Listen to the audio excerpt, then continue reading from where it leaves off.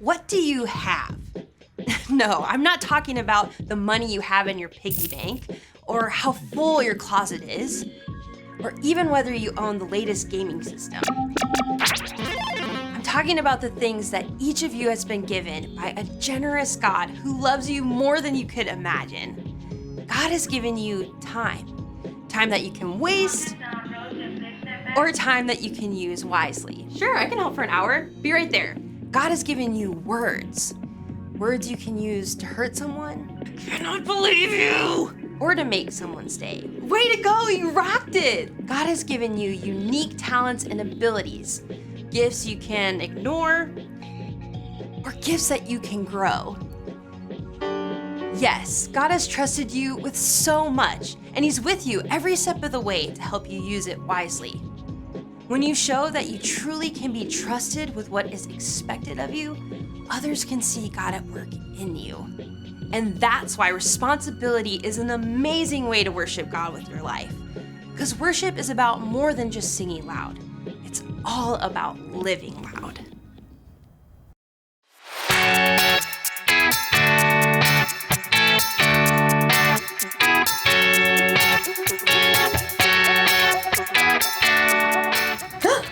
Hi everybody, I'm Erica. Who's up for a game of Brain Drain? The rules to this one are very simple. Use every single part of your brain to get your team to guess the answers to the questions. You're my team! So you've got to guess the answers. That's your responsibility. Responsibility is showing you can be trusted with what is expected of you. Okay, this first question is knowledge-based. So you're going to need to use this part of your brain you use for intense thinking. What is 4 plus 4 plus 8 plus 8 minus 16? You have 10 seconds. Go!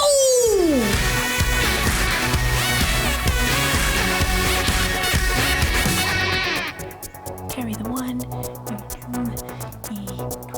Okay, time's up! Here's the answer. 4 plus 4 plus 8 plus 8 minus 16 is 8! Did you get the answer? Did you get the answer? Huh? Who got it? I'm gonna say you did. Next question! Okay, so this is an artistic question. You'll need that creative part of your brain right here. Using the enclosed clay and drawing pad, get your team to guess the following phrase. Okay, I can do this. Go! Huh? Oh, what? Oh, what? Do you get it? It's a dime a dozen. A dime, a dozen, a dime, a dozen. That's the phrase that means something is so common, you can pretty much find it anywhere. It's a dime a dozen. We're rich, I tell you. We're rich. Oh. Let's do another one. Ooh, this one's a performance card. I like this one. It uses that part of your brain that gives you courage. Right. Here, to act on stage or sing. Here goes. Get your team to guess the following animal. Yeah, I'm not doing that. I'll just look silly. In today's story, we'll learn about a boss who put 3 servants in charge of bags of gold. Will the servants do something with what they're given or waste their opportunity? I'm not going to act like that animal. Stop wondering. Stop! The Bible. It's 66 books of history, stories, letters, and poetry that fit together to form God's one big story. The epic adventure of how He created us and loves us so much that He made a way to rescue us. As we travel through the Bible, from Genesis to Revelation, we discover people who met God and found their lives changed forever. Now, for an amazing story, inspired by the book of Matthew, chapter 25, verses 14 through 30. When Jesus wanted to share truth with the people that followed Him, He often would tell a parable, a story. Here is what the kingdom of heaven will be like. These parables used everyday situations to help people think and understand God's truth for themselves. One day in Jerusalem, Jesus wanted to share a story with his followers. If he told that same story today, it might sound something like this. There once was a man who created the world's most amazing energy bar. Just one bite and I feel like I could leap tall buildings in a single bound. What is even in these? If I told you, I'd have to leave you stranded on top of Mount Everest. The man did such a good job of selling the energy bars, he soon became wealthy. Then one day, he got on a Zoom call with 3 of his top employees. Zane, Ren, Murray, Yes, sir. Right here. Murray, Says he's here. I don't hear him. start your audio, Murray. Oh, hey, just, I was finishing the movie.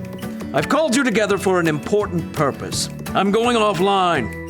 You're what? Completely screen-free. I'm going to travel the world for a while. Hike Everest, cross the Sahara, dive down to the Mariana Trench, miles beneath the ocean, all fueled by my energy bar, of course. Dude, that is far out. Literally. The rich man had carefully studied his employees and knew what they can handle. While I'm gone, I'm leaving you in charge of my money. Zane, I'm sending you an encrypted key to access my gold account with 5,000 credits. Oh, excellent. Ren, here's an encrypted key to access my silver account with 2,000 credits. I'm on it. Murray, check your inbox for an encrypted key to my bronze account with 1,000 credits. That's it. That's it. I'm going off the grid. Immediately, Zane accessed the money from the gold account and put that money to work. He hired scientists and designers to create a suction shoe that would keep a rock climber from falling. I call it the fly shoe. The fly shoe sold as nearly as fast as the energy bar. Zane soon made his money back, and more. Ren, meanwhile, made excellent use of the money in the silver account. What does every adventurer need besides fuel and shoes? A friend. So Ren invented a robotic hamster that could travel anywhere an explorer can go, from the highest of mountains to the deepest ocean trench. Soon, robotic adventure hamsters sold as fast as toilet papers. So that left only Murray, who sat looking at the bronze account on his computer screen. Only 1,000? It's like he expects me to mess it up. Well, I'll show him. Ha! So Murray took the money out in coins and stashed them in a giant bag. Then late one night, dug a hole in his backyard, stashed the bag inside, and covered it right back up. Great. Now all I have to do is go back inside and watch Netflix. After a very long time, the rich man returned from the wilds. Ah, electricity, internet. I have returned to the grid. Please accept my meeting invite. Zane and Ren hopped on the call immediately. Murray took a little longer. Start your audio, Murray. Oh yeah, there it is. I'm excited to see how you've handled my money. Zane? Through sales of the fly shoe, I've added 5,000 more credits to your gold account. Well done, good and faithful employee. You've been faithful with a few things. I will put you in charge of many things. Come and share my happiness. Now, Ren. My adorable traveling robotic hamsters have earned 2,000 more credits for your silver account. Well done, good and faithful employee. You have been faithful with a few things. I will put you in charge of many things. Come and share my happiness. So, Murray. Yeah, hold on. Murray reached down and held up a muddy sack. He spilled the coins across the desk. How much is that? 1,000 credits. That's what I gave you. Yeah.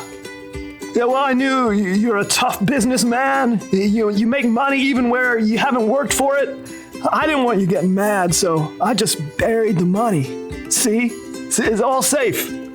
Murray offered a weak smile, but instead of smiling back, the rich man went red in the face. You lazy man. If you knew I can make money even when I haven't worked for it, you should have at least kept my money in the bank where it would have earned a little bit. Sure. The rich man turned to his personal assistant and ordered.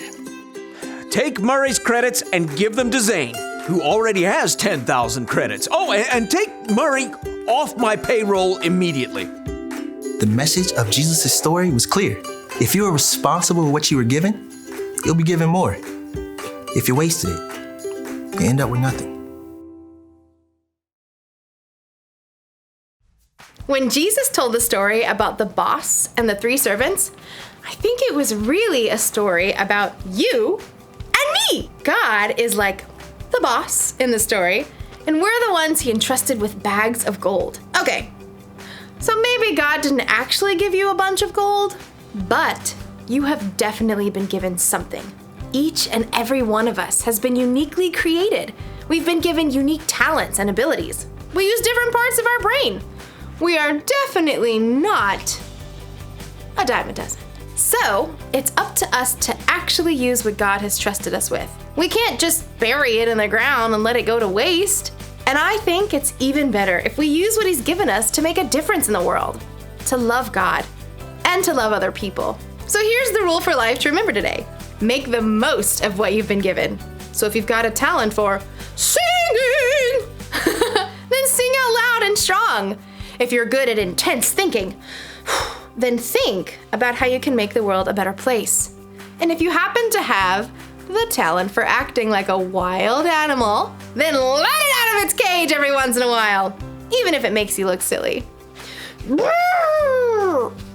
Did you get it? You're right. It was a zebra. See you next time. I'm kidding. It was an elephant. A really good elephant, too. I wonder what part of the brain that was. This one? This one? This one? This one? Definitely this one.